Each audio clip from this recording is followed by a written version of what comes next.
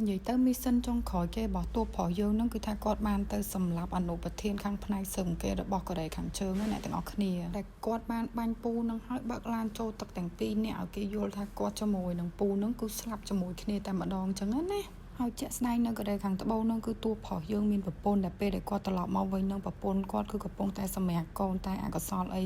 ពេលដែលសម្រាប់នឹងសម្រាប់ហើយក៏ប្រពន្ធនឹងបានបាត់បង់ជីវិតអញ្ចឹងណាពេលដែលគាត់មកដល់ហ្នឹងគឺបានតន់ដង្ហើមចុងក្រោយរបស់ប្រពន្ធនឹងដែលប្រពន្ធនឹងបានផ្ដាំផ្ញើគាត់ថាឲ្យគាត់នឹងលះបង់អតីតកាលរបស់គាត់ចោលទាំងអស់ហើយសូមឲ្យគាត់នឹងធ្វើជាឪពុកម្នាក់ដែលស្រឡាញ់កូនឲ្យកូននឹងទទួលបានការស្រឡាញ់ពីឪពុកដូចដែលកូនគេគ្រប់គ្នាត្រូវការកូនគេគ្រប់គ្នាទទួលបានអញ្ចឹងណាដោយសារគាត់អត់អាចនឹងមើលថែកូនបានណោះនឹងនៅជាមូលហេតុដែលគាត់ចង់ចាក់ចេញពីអង្គភាពនឹងហើយគាត់សុំមេនឹងជាច្រើនដងច្រើនសារក៏ប៉ុន្តែមេនឹងរបៀបគេហៅថាកុហកគាត់មីសិនមួយហើយមួយទៀតរហូតចឹងណាអ្នកទាំងអស់គ្នាអញ្ចឹងហើយទៅលើកហ្នឹងគឺថាគាត់ដាច់ចិត្តមកគម្រាមមេគាត់មកថាត្រូវតែដាច់ខាតដកគាត់ចេញពីអង្គភាពនឹងដោយសារតែគាត់ត្រូវការមើលថែកូនមើលថែអីក៏ប៉ុន្តែអង្គភាពនឹងគឺនៅតែកុហកគាត់រហូតទៅគាត់ដាច់ចិត្តគេហៅថាលួចរត់ចេញហ្មងអ្នកទាំងអស់គ្នារបៀបថាភ្ជុងហើយលួចរត់ចេញពីអង្គភាពហ្នឹងហ្មងហើយគាត់ក៏បានមករស់នៅលាក់ខ្លួនធ្វើជាមនុស្សសាមញ្ញលះបង់ឈប់ធ្វើការជាអាចារ្យសម្ងាត់ហ្នឹងណាហើយក៏ផ្ដល់ជីវិតមួយឲ្យកូនស្រីដែលថាគឺគាត់នឹងជាឪពុកដែលមើលថែកូននៅផ្ទះមើលថែកូនគ្រប់សពបែបយ៉ាងហើយគឺថាលះបង់គ្រប់បែបយ៉ាងដើម្បីកូនស្រីនឹងតែម្ដងជីវិតគាត់រាល់ថ្ងៃហ្នឹងគឺថាមានតែមួយជាគោលទេគឺអ្វីគ្រប់យ៉ាងដើម្បីកូនស្រីគាត់អញ្ចឹងឥឡូវយើងងាកមកមើលហេតុផលនៃការបាត់ខ្លួនរបស់កូនស្រីគាត់វិញនិយាយទៅជាក់ស្ដែងដោយសារអាពួកហ្គេងនេះគឺវាចាប់ម្នាក់ផលដែលកូនស្រីនឹងក្រឹសវាចាប់ហើយវាយកទូរស័ព្ទម្នាក់ផលនឹងឆាតទៅកូនស្រីនឹងថាណាត់ជួបកូនស្រីនឹងនៅនេះអញ្ចឹងណាហើយកូនស្រីនឹងក៏បានឃើញសារនឹងហើយម្នាក់ផលនឹងគេនិយាយថាបើសិនជាកូនស្រីនឹងអត់ទៅទេគឺគេអត់ទៅណាទេគេនៅចាំអញ្ចឹងហើយទៅកូនស្រីនឹងទៅជួបម្នាក់ផលនឹងនៅកន្លែងនឹងទៅតែពេលដែលទៅដល់នឹងគឺមិនមែនជួបម្នាក់ប្រុសនឹងទេនេះគឺកូនស្រីប៊ូលីនេះដែលឲ្យពួកហ្គេងនឹងហៅមកអញ្ចឹងណាហើយហៅមកដល់ក៏វាយកូនស្រីនឹងអីអញ្ចឹងទៅតែដល់ពេលវាយជាក់ស្ដែងមានណាអ្នកទាំងអស់គ្នាវាយអត់ឈ្នះកូននឹងឯកូននឹងគឺថារបៀបដូចអញ្ចឹងវាយមិនធម្មតាទេបងប្អូននិយាយទៅបើវាយមួយស្មើម្នាក់ប៊ូលីនឹងវាយអត់ឈ្នះតែដោយសារតែនេះអាពួកមនុស្សប្រុសគ្មានសុជីវធម៌ហ្នឹងវាចូលមកគឺវាដាល់កូនស្រីនឹងម្ដាយហ្មងហើយម្នាក់ស្រីប៊ូលីនឹងក៏យកដុំអត់មកដាក់ក្បាលកូនស្រីនឹងពីក្រោយអញ្ចឹងណាដែលធ្វើឲ្យកូនស្រីនឹងដួលសន្លប់ហើយក្បាលហូរឈាមនឹងទៅហើយដល់ពេលភ័យខ្លួនអត់ដឹងធ្វើម៉េចអាមួយហ្គេងហ្នឹងក៏គេទេមកបងធំគេម្នាក់ទៀតឲ្យជួយដោះស្រាយទៅថាមានកន្លែងលាក់សាកសពលាក់អីអញ្ចឹងណាហើយកូនស្រីហ្នឹងក៏គេបានទាញទូរស័ព្ទមកនិយាយថាឪគេគឺជាតកែនៃក្រុមហ៊ុនសាងសង់ជូហាក់នឹងអញ្ចឹងណាត្រូវការលុយប៉ុន្មានក៏គេឲ្យបានដែរឲ្យទៅដោះស្រាយឲ្យគេបានក៏ប៉ុន្តែជាក់ស្ដែងអាមួយមេហ្នឹងវាអត់ព្រមទេដោយសារគេថាកូនស្រីហ្នឹងកុហកវាអត់ជឿអញ្ចឹងទៅហើយចៃដនបងធំគេក៏នៅនឹងហាក់ប៉ែហ្នឹងក៏ប្រាប់ម្នាក់ប្រុសហ្នឹងថាឲ្យទេទៅម្ដងទៀតហើយប្រាប់ថាចាំគាត់អ្នកជួយដោះស្រាយរឿងហ្នឹងឲ្យអ្នកយកសាកសពហ្នឹងទៅលាក់ទៅអីអញ្ចឹងណានិយាយទៅការជួយនេះគឺមិនមែនល្អទេជួយដើម្បីទុកគម្រាមឪម្នាក់ស្រីប៊ូលីនឹងដោយសារអាប៉ែហ្នឹងគឺធ្វើការខំឪម្នាក់ស្រីហ្នឹងក៏ប៉ុន្តែធ្លាប់មានគំនុំគុំគួនចង់សងសឹកជាមួយឪនឹងអញ្ចឹងណាក៏ប៉ុន្តែអត់ហ៊ានដោយសារឪនឹងសាហាវអញ្ចឹងទៅឥឡូវតន់មានឱកាសគឺថាយករឿងហ្នឹងដើម្បីទុកគម្រាមឪកូនស្រីនឹងអញ្ចឹងទៅអូយមានការណាតួប្រុសយើងខ្លាំងណាស់ពេលដែលមកដល់ផ្ទះភ្លាម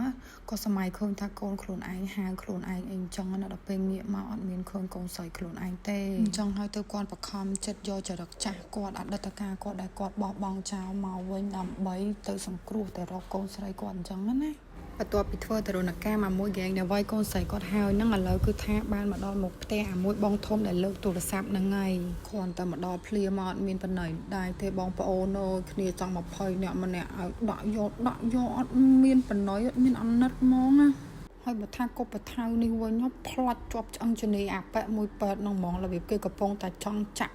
ថ្នាំកូនស្រីមួយសិស្សសាលានេះតែមិនមែនកូនគាត់ទេណាគេរកវះគ្រឿងក្នុងវះអីយកទៅលក់ដោយសារឪពុកចពាក់បំណុលវាអញ្ចឹងណាហើយបើមួយបងធំនេះវិញគេខំហក់ចេញតាមប្អួយចោគេចង់រត់អីអញ្ចឹងណាមានណាផ្លាច់តាក់បលាលួសនៅមុខ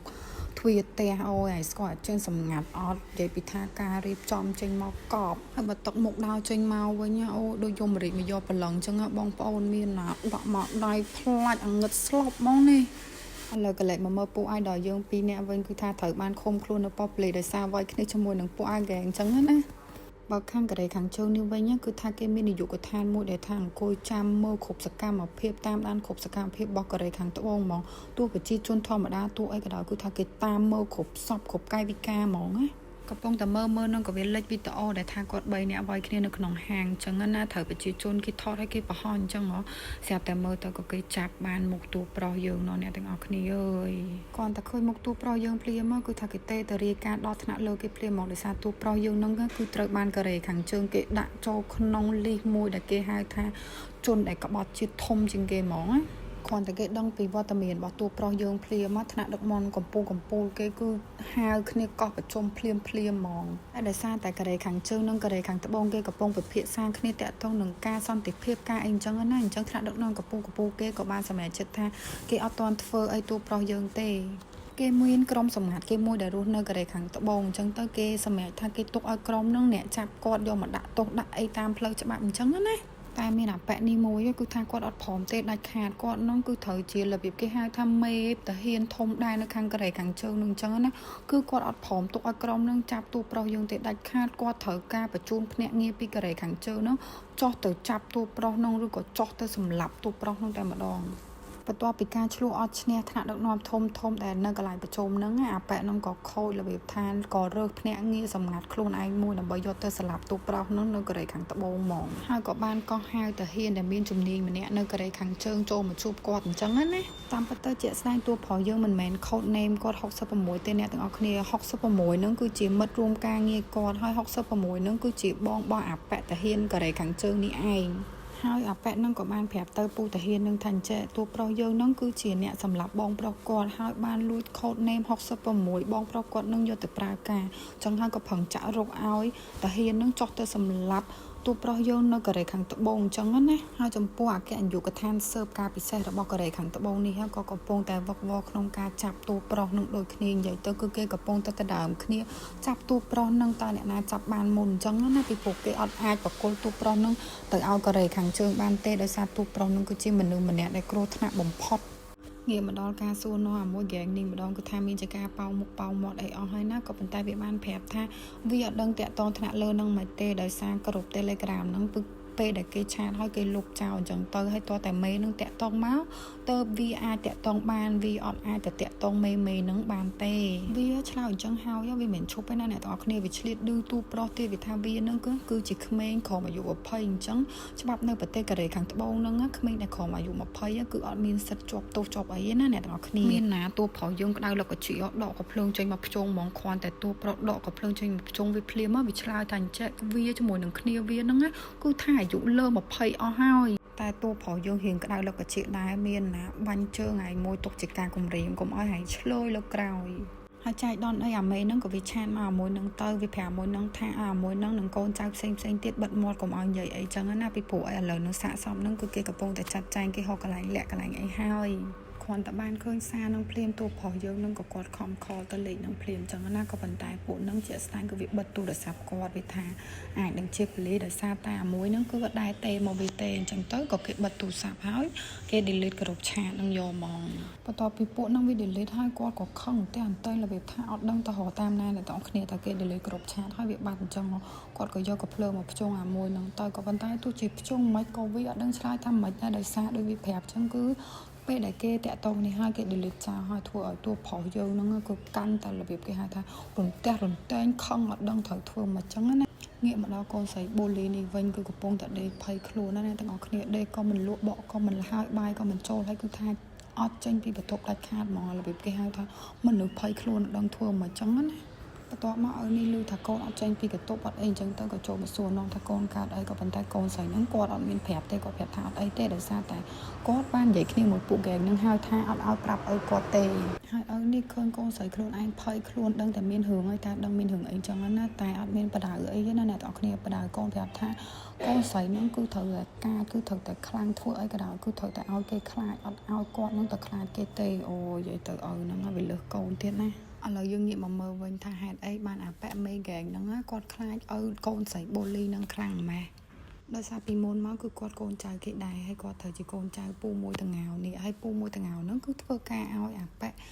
កូនស្រីបូលីនឹងអញ្ចឹងណាអ្នកទាំងអស់គ្នានិយាយទៅម្នាក់ស្រីបូលីហ្នឹងគឺមានក្រុមហ៊ុនផ្នែកសាងសង់អញ្ចឹងណាអញ្ចឹងគេត្រូវការទិញដីទិញអីដើម្បីអភិវឌ្ឍអីចឹងទៅក៏ប៉ុន្តែប្រជាជនជាក់ស្ដែងគឺអត់ព្រមរើចេញអញ្ចឹងក៏បញ្ជាឲ្យខាងហ្គេងហ្នឹងទៅវាយដំច្រំធាក់ប្រជាជនដើម្បីឲ្យចេញអីអញ្ចឹងណាហើយរបៀបថាពាក់ទាំងហ្នឹងក៏ធ្វើការងារហ្នឹងអត់បានសម្រេចយកអូអ្នកទាំងអស់គ្នាអើយដាក់ទណ្ឌកម្មគ្នាខូខើចាំបែកមកឲ្យគ្នាលើជង្គង់ហើយរបៀបថារយកមុខហ្នឹងទៅជុលមួយបែកហ្នឹងទៀតអញ្ចឹងណានិយាយទៅកូនស្រីបូលីនឹងចេញមកគឺរបៀបគេហៅថាមនុស្សខូខើមនុស្សច្រដាច់មនុស្សសាហាវហ្មង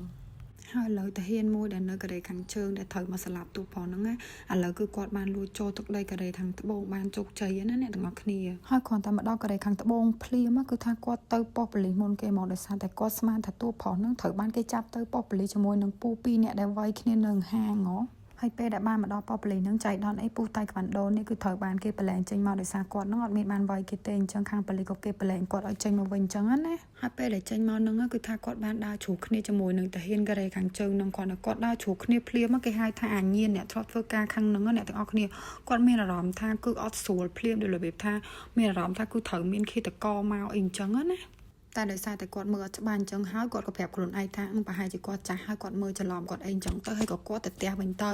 ហើយអាប៉ែតាហ៊ានតរ៉េខាងជើងហ្នឹងក៏បានទៅរកដល់ពូម៉ាប់យើងដែលគេកំពុងតែខំខាំងនោះហើយទៅដល់គឺថាសួរពូម៉ាប់ហ្នឹងស្គាល់កូដណេម66នឹងអត់ពូម៉ាប់យើងគ្រាន់តែលឺអញ្ចឹងគាត់ឆ្លើយថាគាត់អត់ស្គាល់ទេ66តែគាត់ពាក់ស្បែកជើងលេខ66ឬសាហាវណាពូ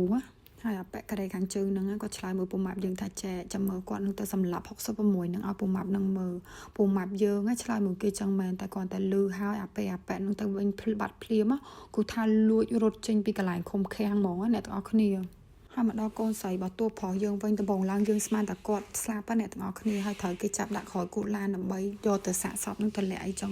តាមពិតទៅគាត់អត់ទាន់ស្លាប់ទេអ្នកទាំងអស់គ្នាកន្លែងហ្នឹងគឺថាគាត់នៅកម្រើកដៃបានណាហើយតួប្រុសយើងនេះវិញគឺត្រូវបានប៉ូលីសចាប់ហើយអ្នកទាំងអស់គ្នានិយាយទៅគាត់ព្រមឲ្យប៉ូលីសចាប់មកដោយសារថាគាត់តតម្លេះអ្នកទាំងអស់គ្នាអត់ដឹងថាត្រូវទៅរកកូនស្រីខ្លួនឯងតាមផ្លូវណាហើយស្មានតែកូនស្រីខ្លួនឯងនោះស្លាប់បាត់ទៀតអញ្ចឹងណាពេលដែលមកដល់ប៉ូលីសហ្នឹងនិយាយទៅប៉ូលីសសួរនាំគាត់អីក៏គាត់អត់ឆ្លើយគាត់អត់និយាយអីទាំងអស់បន្ទាប់មកគេក៏ scan មេដៃគាត់ដើម្បីពិនិត្យមើលគេហៅថា